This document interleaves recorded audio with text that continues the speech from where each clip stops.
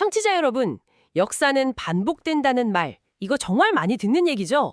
근데 요즘 세상 돌아가는 거 보면, 이거 완전 예전에 봤던 영화인데, 배우랑 배경만 좀 바뀐 거 아니야? 뭐 이런 생각 들 때 있지 않아요?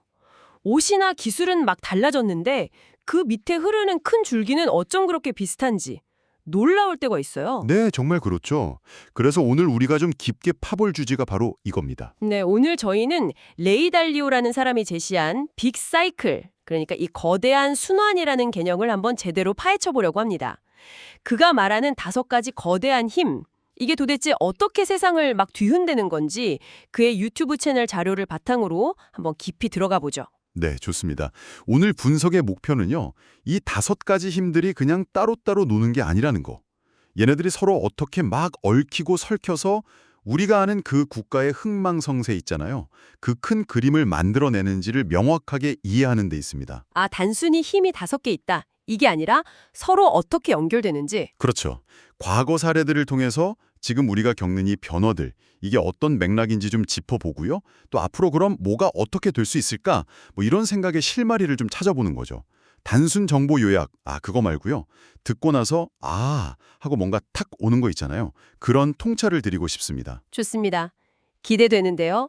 그럼 먼저 이 분석의 바탕이 되는 달리오, 이 사람의 접근법부터 살짝 짚고 가볼까요?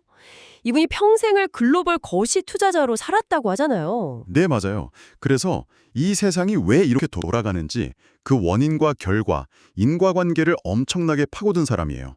그걸 또 모델로 만들려고 했고요. 핵심은 시대를 막 관통하는 보편적인 원칙, 그걸 찾는 거군요. 정확합니다.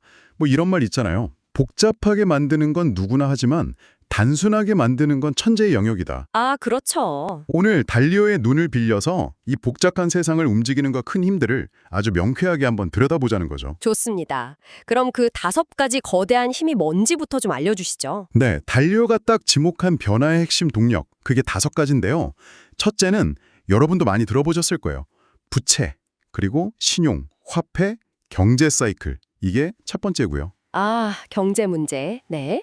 둘째는 한 나라 안에서 벌어지는 일이에요. 내부 질서와 무질서의 사이클. 뭐 정치적인 혼란 같은 거 생각하시면 돼요. 내부 갈등이요? 네. 셋째는 이제 국가 간의 관계죠. 외부 지정학, 세계 질서가 변하는 사이클입니다. 국제관계. 넷째는 자연의 힘이에요. 피할 수 없는 거. 가뭄, 홍수, 팬데믹 같은 자연재해. 이것도 엄청난 변수죠. 아, 자연재해까지. 그리고 마지막 5번째는 인간의 창의성입니다.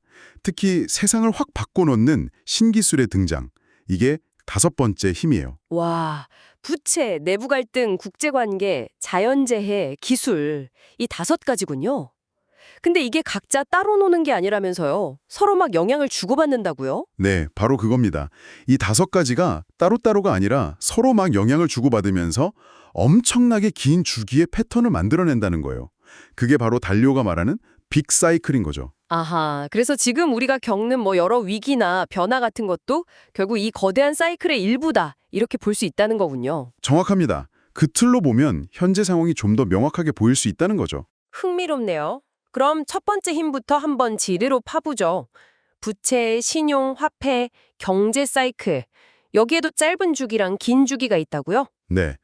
보통 우리가 뭐 경기순환이다 뭐다 하는 단기 사이클은 평균 한 6년, 플러스 마이너스 3년 정도로 봐요. 근데 이건 늘 있는 거고요. 더 중요한 건 장기 사이클인데 이게 훨씬 길어요. 평균 한 80년, 이것도 플러스 마이너스 25년 정도 편차가 있고요. 80년이요? 와, 엄청 기네요. 한 사람의 인생 주기랑 비슷하네요. 그렇죠. 물론 이 숫자가 뭐 수학 공식처럼 딱 떨어지는 건 아니에요. 시대나 상황 따라 당연히 달라지고요.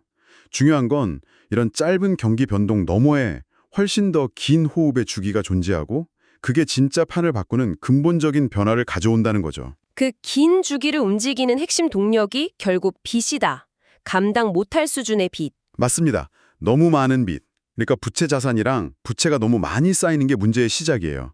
이게 쌓이고 쌓이다가 결국에는 터지는 거죠.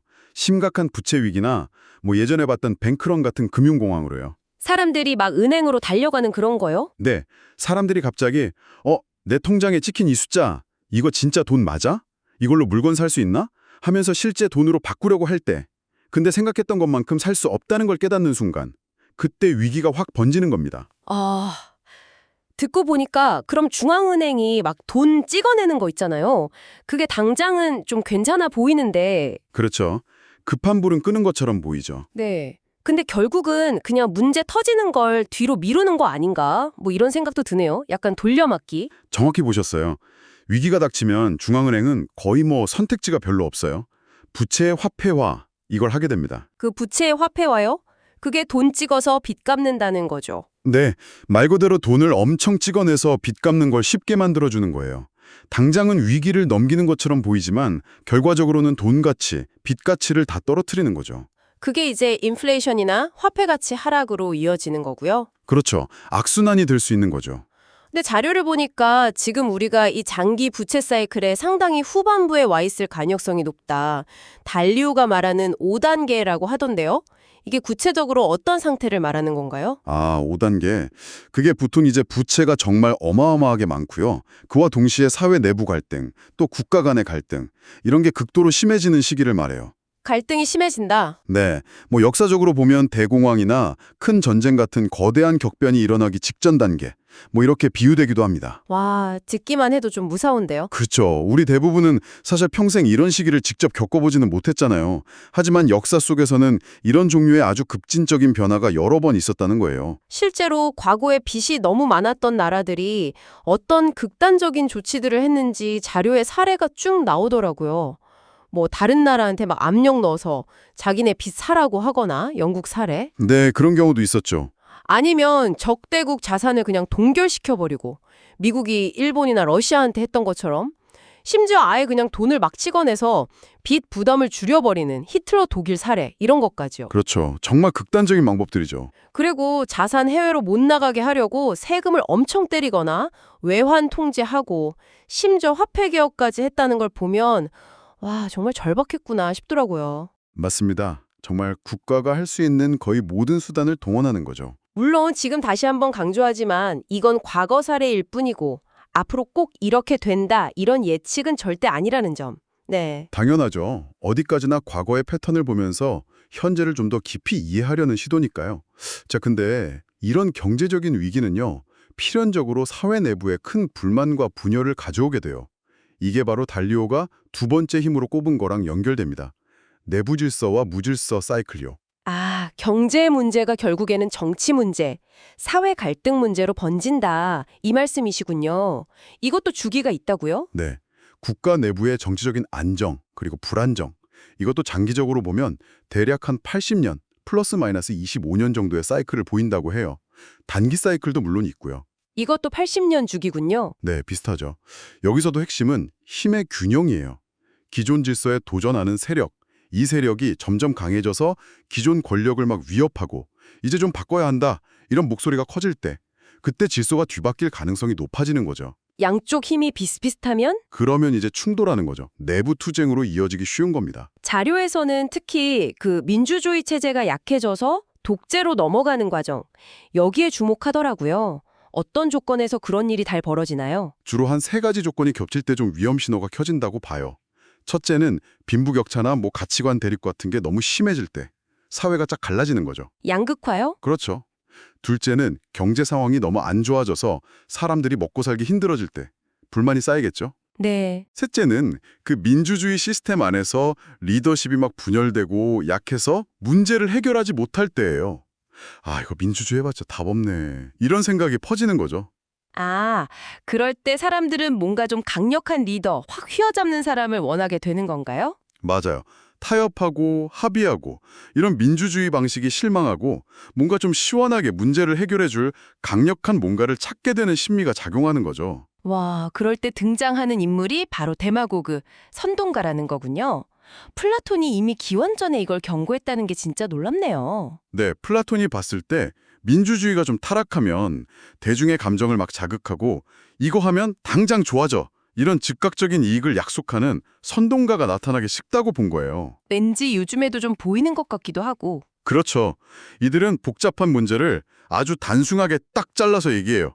해결책은 이거야 하면서. 그리고 막 선전하고 선동하고 때로는 강압적인 방법을 쓰기도 하죠. 그렇게 권력을 잡고 나면 민주적인 제도를 하나씩 무력화시키는 거고요. 근데 이런 인물이 꼭 뭐 우파, 좌파 가리는 건 아니라면서요? 네, 그게 중요해요.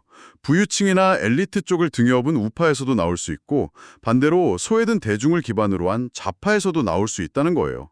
어느 쪽이든 나타날 수 있다는 거죠. 처음에는 합법적인 틀 안에서 시작하는 것 같다가도 점점 극단으로 가는 경우가 많다고 하던데요? 맞아요.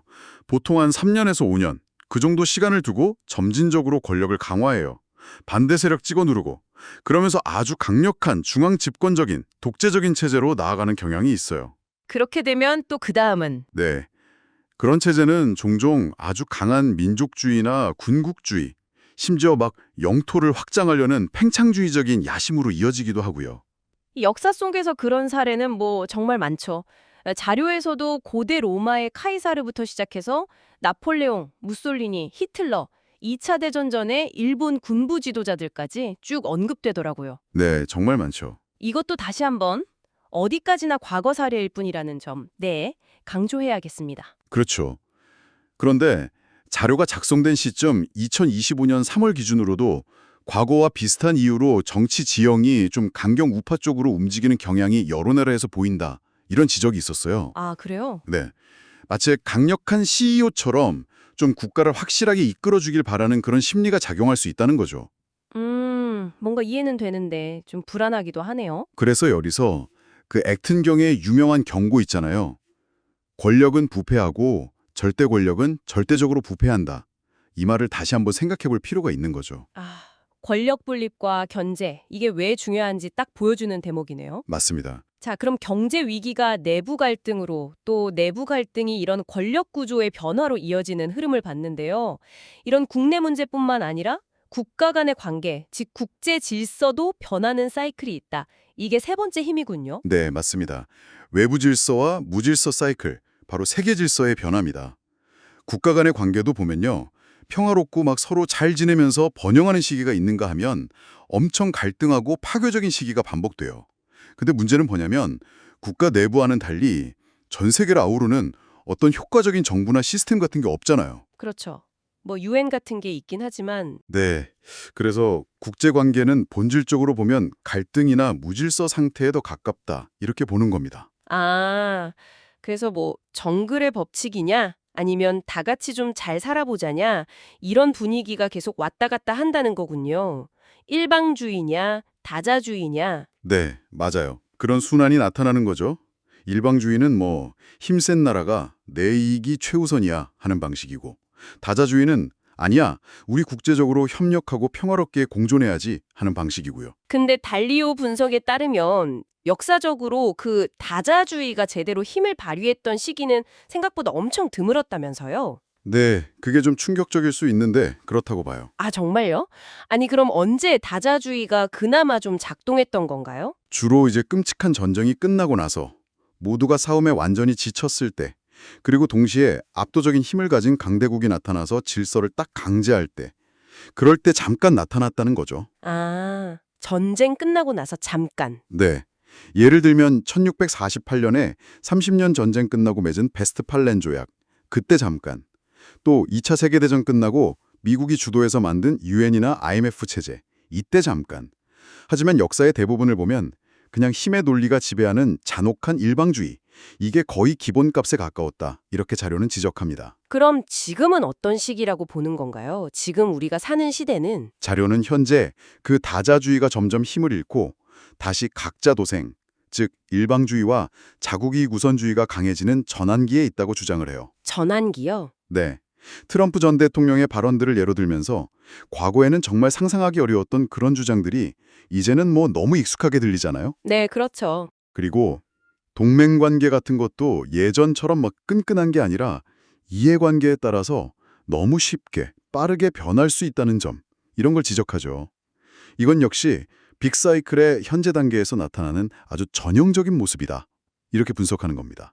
와, 그 자료에서 문명화가 오히려 퇴폐를 낳아서 결국 야만성에 패배한다. 뭐 이런 지적도 있던데 정말 생각해 볼 만하네요. 이게 지금 말씀하신 외부 질서 변화랑 관련이 깊군요. 네, 그렇죠. 로마 제국 생각해 보시면 딱 맞아요. 문명이 발전해서 엄청 부유해지고 세련돼지는데 그러다 보면 점점 나약해지고 타락해서 결국에는 더 거치지만 강한 야만인에게 정복당하는 패턴이 반복된다는 거예요. 너무 편안해지고 안정되면 오히려 약해질 수 있다니. 네. 그래서 실용적인 이상주의, 그러니까 현실적인 힘의 중요성도 인정하면서 이상을 추구해야 한다. 이걸 강조하는 거죠. 국가들 사이에 막 파괴적인 충동이 커지고 협력이 줄어들면 결국에는 아주 심각한 갈등으로 이뤄질 수 있다. 이런 경고이기도 하고요. 자, 지금까지 경제, 내부 정치, 그리고 국제관계 이렇게 세 가지 큰 축을 봤는데요. 네 번째 힘은 좀 결이 다른 것 같아요. 바로 자연재해죠. 맞습니다. 어떻게 보면 가장 예측하기 어렵고 그러면서도 가장 파괴적인 힘일 수도 있어요.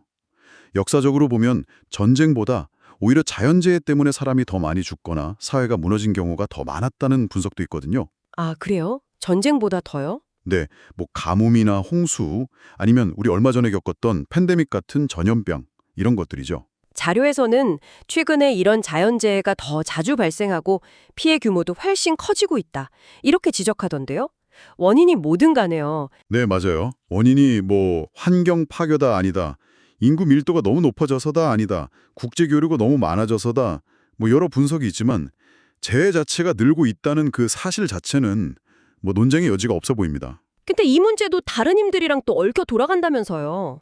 그렇죠. 예를 들어서 기후변화 때문에 난민이 막 발생하면 이게 선진국들한테는 정치적인 부담이 엄청 커지잖아요. 네, 그렇죠. 또 반대로 가뭄이나 홍수에 취약한 개발도상국들은 더 큰 어려움에 처하게 되고요. 그런데 앞에서 말했듯이 지금 대부분 국가들이 빚 문제로 막 허덕이고 있잖아요. 네, 부채 사이클 후반부라고. 네. 그러다 보니까 기후변화에 대응하거나 재복구하는 데 돈을 충분히 쓰기가 어려운 거예요. 이런 악순환에 빠질 수 있다는 거죠. 와, 진짜 모든 게 다 연결되어 있네요. 정말 복잡하게 얽혀 있어요. 이제 마지막 5번째 힘으로 넘어가 볼까요? 인간의 창의성, 특히 신기술 발전. 이건 좀 그래도 긍정적인 힘 아닌가요? 이것도 양면성이 있죠. 당연히 기술 발전이 우리 삶을 훨씬 윤택하게 만들고 생산성을 높이는 건 분명해요.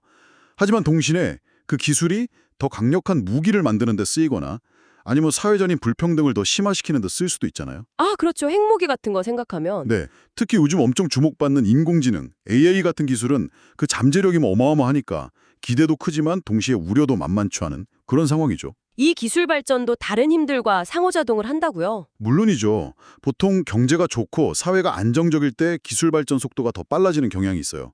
그런데 이게 또 앞서 말한 과도한 신용 팽창, 빚 문제랑 딱 맞물리면 거대한 금융버블을 만들었다가 뻥 터지는 그런 패턴을 반복하기도 합니다. 아, 역사적으로 그런 버블들이 꽤 있었죠.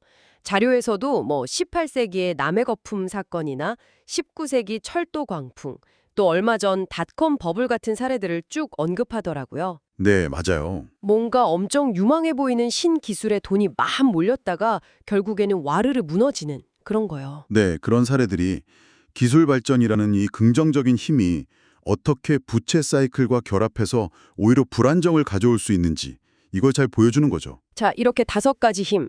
부채 사이클, 내부 질서 변화, 외부 질서 변화, 자연재해, 그리고 기술 발전.